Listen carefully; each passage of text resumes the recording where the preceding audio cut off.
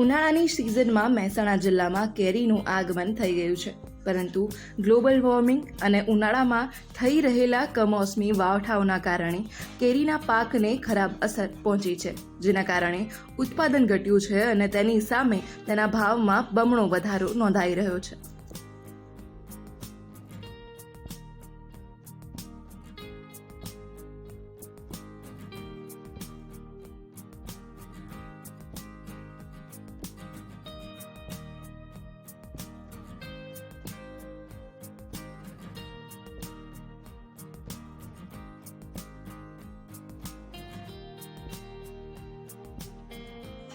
મહેસાણાના wholesale fruit બજારમાં રોજ 100 થી 140 ટન બદામ કેરી આંધ્રપ્રદેશ, હૈદરાબાદ, વિજયવાડા, તેલંગાણાથી આવી રહી છે, જે ઉત્તર ગુજરાત ઉપરાંત રાજસ્થાન સુધી સપ્લાય થતી હોય છે.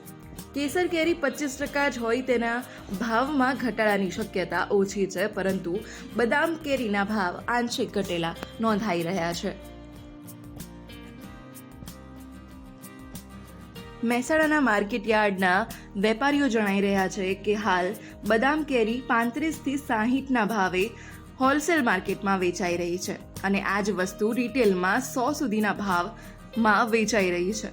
જો કે વધુ વરસાદ થાય તો હજુ આ ભાવ ઓછા થાય એવી શક્યતા છે, પરંતુ હાલ ઓછા માલના કારણે ભાવમાં ઘટાડો નહીવત નોંધાયો છે.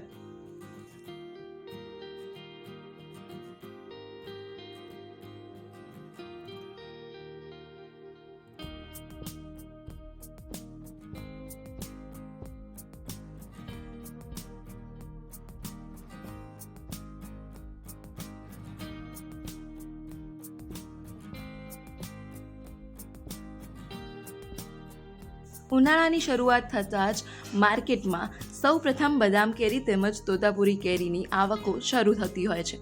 અત્યારે કેસર કેરીની પણ આવકો શરૂ છે, પરંતુ આ વખતે માવઠાના કારણે કેસર કેરીના ઉત્પાદનમાં ઘટ છે, જેના કારણે તેના ભાવમાં ગયા વર્ષ કરતાં વધારો નોંધાઈ રહ્યો છે.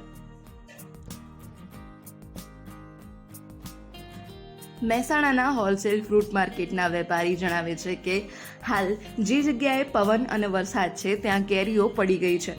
તલાલા, વલસાડ તેમજ કચ્છથી માલની આવકો શરૂ થઈ ગઈ છે. હવે ભાવમાં થોડો ફેર આવનારા દિવસોમાં જોવા મળશે. જો કે કેસર કેરીના ભાવમાં કંઈ ખાસ ફેર દેખાયો નથી.